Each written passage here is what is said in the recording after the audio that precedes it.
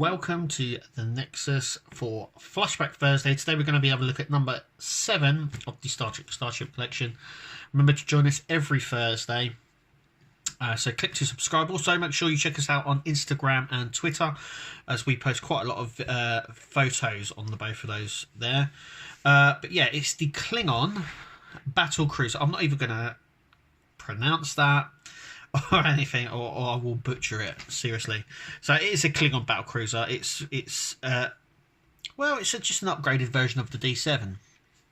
So that's all I'm going to say. It's a D7, but we'll have a look at the model in just a moment. And what we will do is we'll have a look at the magazine.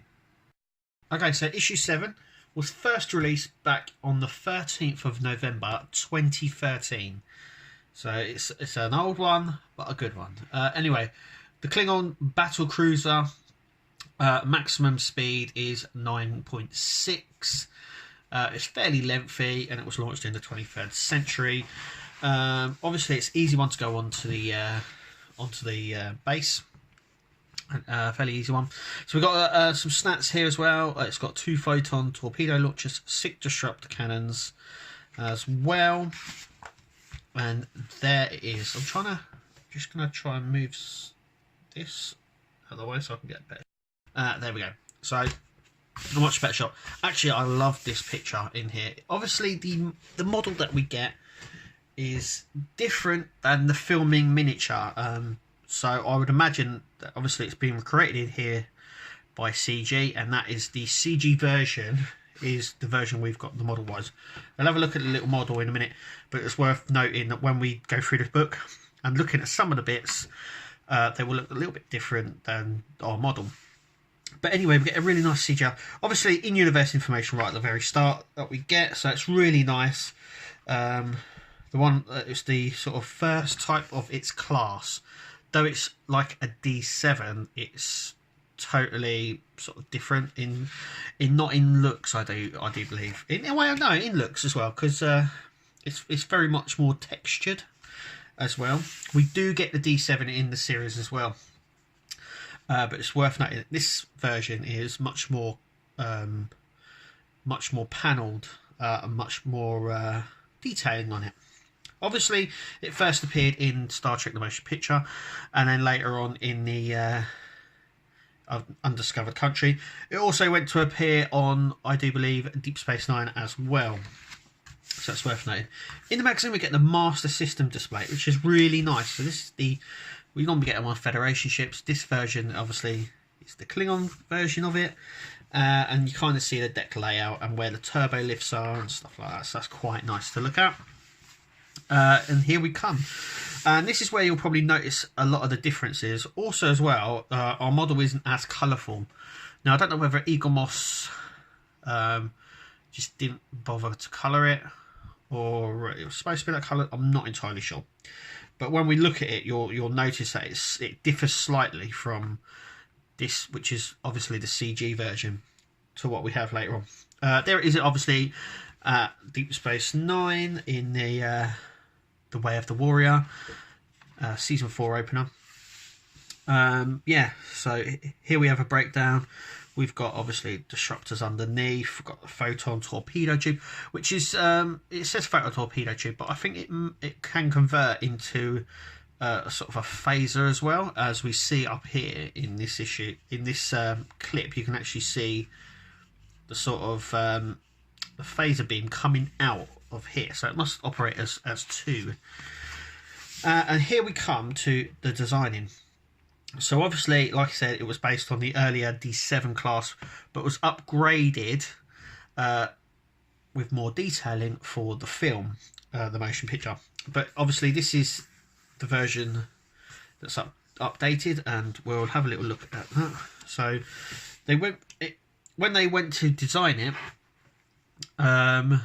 they come up with other variations of it, and these are the original sketches for the D7. But like I said, it's worth noting that we do get the D7 in the series, but maybe back here they never knew that we were going to do it. So here it is as well. So this is filming it as well. So you'll notice it's got much more of a greener colour for starters. It's also got the Klingon insignia there. It's also got it on the top section as well. So yeah, it's just the model we get is slightly different than this one, but this was the filming miniature. Like I said, I think we have the CGI version. And obviously there we go. So it was appeared in the motion picture, but also appeared in Next Generation, Deep Space Nine, and Voyager as well. Which I think when it was in Voyager, it was the CGI version, which I do believe is the version that we have. Actually, it more represents this one than the motion picture one or the filming miniature. But yeah, obviously we have the trivia and where it was as well. Obviously, its key appearances was obviously in the motion picture and Undiscovered Country. Make sure you click to subscribe, because our next issue we look at is issue number 8. That'll be next Thursday. So make sure you click to subscribe and push the little bell so you get all the.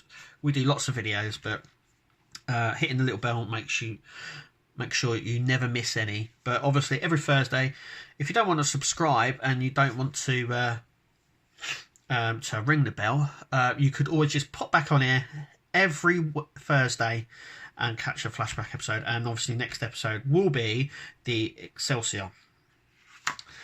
Yeah, so that would be the next one. That would be a nice one to look at. There is the top view of the ship.